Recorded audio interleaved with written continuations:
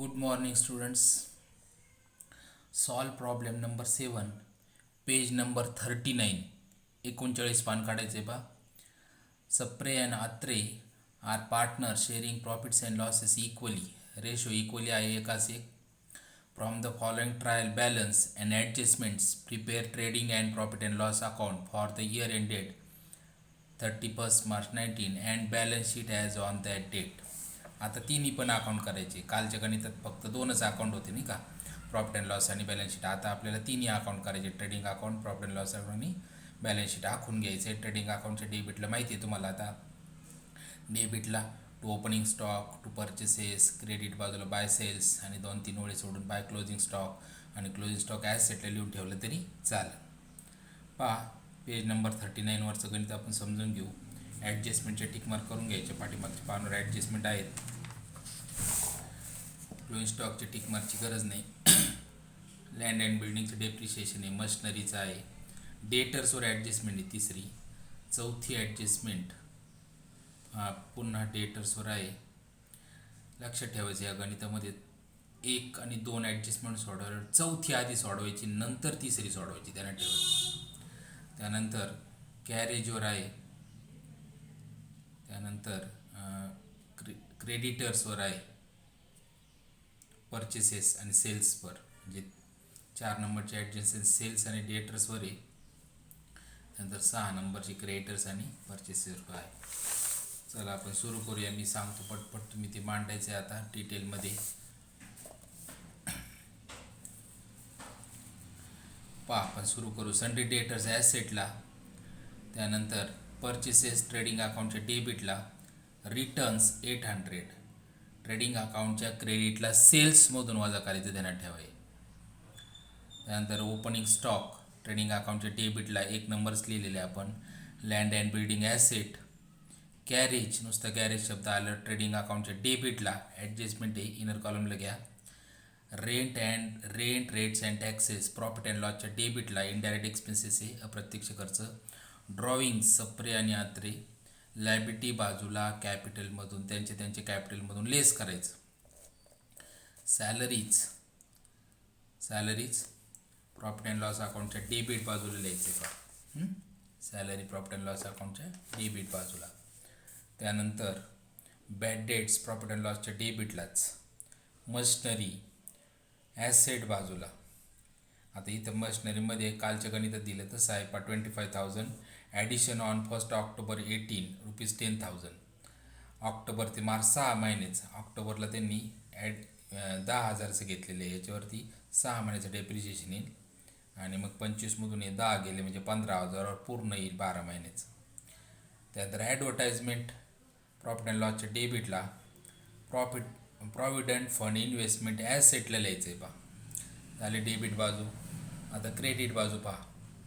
Cells trading अकाउंटच्या credit बाजूला, sundry creditors liability बाजूला, सन्ड्री इन्कम प्रॉफिट अँड लॉसच्या क्रेडिट बाजूला, कॅपिटल सप्रे अत्रे लायबिलिटी बाजूला. आधी कॅपिटल लिहायचं आणि मग त्यांचं ड्रॉइंग वजा करायचं, ध्यानात ठेवा.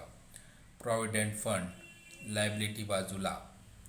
रिटर्न्स ट्रेडिंग अकाउंटच्या डेबिटला परचेसेसमधून लेस करायचं आहे. त्यानंतर commission pre received 800 income pre received आहे लायबिलिटी बाजूला. RDD प्रॉफिट अँड लॉस अकाउंटच्या डेबिट बाजूला 4-5 ओळी सोडून वजा करायचा आहे असतो हा, लक्षात ठेवा. चला ॲडजस्टमेंट पाहू आपण आता. ॲडजस्टमेंट पहिली पार्ट झालेली तुमची. क्लोजिंग स्टॉक 23,000 ट्रेडिंग अकाउंटचे क्रेडिट बाजूला आणि बॅलन्स शीटचे ॲसेट बाजूला. बॅलन्स शीटचे asset closing stock 23,000. Okay. Adjustment number 2, depreciate land and building at 5% and machinery at 10%. Land and बिल्डिंगचे करू आपण अगोदर 5%. पहा लँड अँड बिल्डिंग ॲसेटला लिहिलेले आहे. लँड अँड बिल्डिंगच्या 5% करायचे. पहा 10,000 आहे, 10% 1000 येईल. आपल्याला 5% पाहिजे, 500 हे वजा करायचे. आणि याचा सेकंड इफेक्ट माहिती आहे सगळ्यांना, प्रॉफिट अँड लॉसच्या डेबिटला लिहायचा असतो. त्यानंतर प्लॅन्ट अँड मशिनरीचं काय करायचं आहे आपल्याला, 10%. आता प्लॅन्ट अँड मशिनरीचं मी तुम्हाला सांगितलं, त्यांनी इथं समजून दिलं आहे पहा. 25,000 आहे टोटल. पैकी 15,000 हे 10,000चं ऑक्टोबरला घेतलं, 25मधून 10 गेले 15, 15,000वर 10% पूर्ण काढायचं 1500 येईल. आणि 10,000वर 10% काढायचं, परंतु 6च महिन्याचं, कारण का ते ऑक्टोबरला घेतलेले पहा. मग ते याच्यावर येईल 500, 10% 1000 येईल आणि 6 महिन्याचे 500 येतील. म्हणजे टोटल हे 1,500 आणि हे 500, असं टोटल डेप्रिशिएशन किती वजा करायचं तुम्हाला? 2,000 करायचं. ते दिले बघ खाली 2,000, 1500 आधी 500. पहा इथं प्लॅन्ट अँड मशिनरीमधून वजा केलेले आहे 2,000. कळले कसे आले? आता याचे सेकंड इफेक्ट, हे 500चं लँड अँड बिल्डिंग आणि प्लॅन्ट अँड मशिनरीचे 2,000 प्रॉफिट अँड लॉसच्या डेबिटला लिहायचं असतं. प्रॉफिट अँड लॉस अकाउंटच्या डेबिट बाजूला पहा, to depreciation on land and building आणि plant and machinery. 500 land and बिल्डिंगचे आणि प्लॅन्ट अँड मशिनरीचे 2,000. ॲडजस्टमेंट नंबर 2 झाल्यानंतर 4 करायचे सांगितले मी तुम्हाला, आधी लक्षात ठेवा. पहा, गुड्स वर्थ ₹3,000 वेअर सोल्ड. 3,000चा माल विकला, but no entry was found in the books of account. पण त्याची नोंद सापडली नाही. माल विकला पण नोंद नाही सापडली, म्हणजे आता नोंदवून घ्यायचं पहा. ते हे पहा, ट्रेडिंगच्या क्रेडिटला ॲड अनरेकॉर्डेड सेल्स म्हणायचं 3,000. आता माल विकला म्हणजे उधारीने विकला, म्हणजे ॲसेट बाजूला जे डेटर्स आहे ना, डेटर्स त्याच्यामध्ये ॲड करायचं. ॲड अनरेकॉर्डेड सेल्स म्हणायचं, त्याला 3,000 ॲड करायचे. झालं ॲडजस्टमेंट 4 झाली पहा. आता आपल्याला 3 करायची. 3 नंबर पहा, create provision for bad and doubtful debts at 5%, 5% bad debts on sundry debtors and write off ₹1,000 for bad debts. हे 1,000 आधी वजा करायचे, ध्यानात ठेवा. 1,000 आधी वजा करायची, नंतर टक्केवारी काढायची असते, ध्यानात ठेवायचं. करूया डेटर्स ॲसेटला. पहा, ॲसेटला डेटर्स आहेत, याच्यातून आधी वजा करायचे. पहा, 1,000 सांगितले तुम्हाला, इथे 43 झालेली, याच्यातून 1 गेले 42.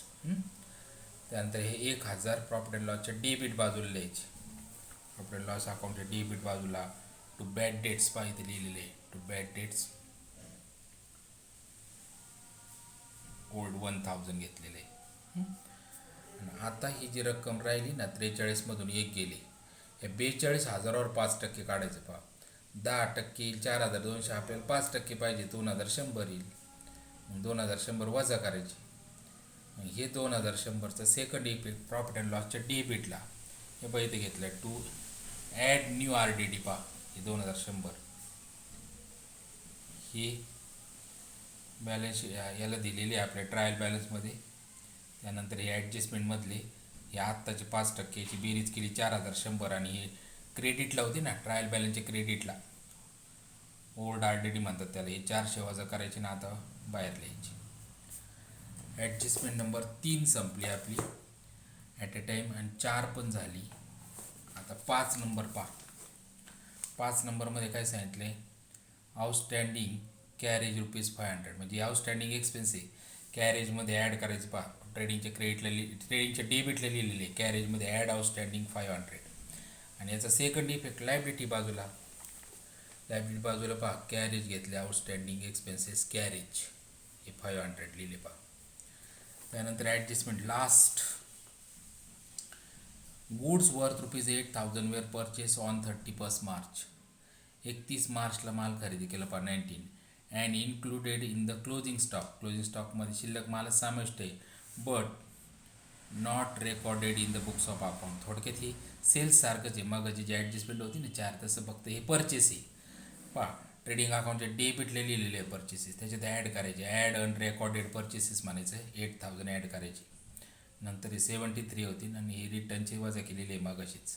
ही आधी वजा केली, हे नंतर ॲड केली तरी चालतं आहे. आणि उधारीने माल खरेदी केलेला आहे, देयता वाढली, म्हणजे क्रेडिटर्समध्ये ॲड करायचं. पहा, लायबिलिटी बाजूला क्रेडिटर्स लिहिलेले आहे, इथे ॲड अनरेकॉर्डेड 8,000. संपले गणित. तर बेरचा करायचे. पहा, बेरजेमध्ये कोणती टोटल जास्त आहे ती 1 लाख, क्रेडिट बाजूची 1,10,200.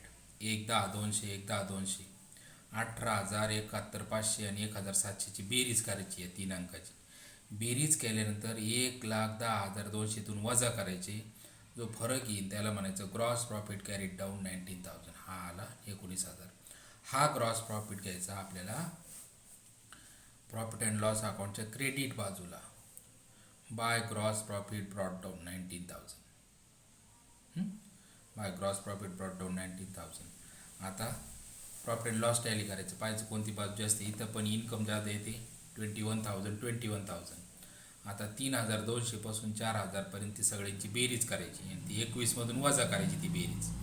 मग किती आलं नेट प्रॉफिट 6,600. आता इक्वली वाटायचा, 6,600ची निम्म करायचं. To net profit transfer to capital account, सप्रेला 3,300, आत्रेला 3,300.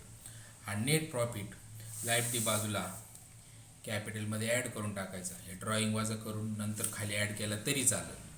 Add net profit 3,300, add net profit 3,300 आणि टोटल बाहेर घ्यायची. आणि बॅलन्स शीट आपलं टॅली होतं 1,13,900. 2-3 वेळा व्हिडिओ पाहायचा आहे, सोपं गणित आहे. फक्त ॲडजस्टमेंट समजून घ्या कोणती आधी सोडवायची. 1-2 झाल्यावर चौथी सोडवायची आणि मग तिसरी, 5वी, 6वी. 2-3 वेळा व्हिडिओ पहा, गणित व्यवस्थित लिहून काढा. ओके.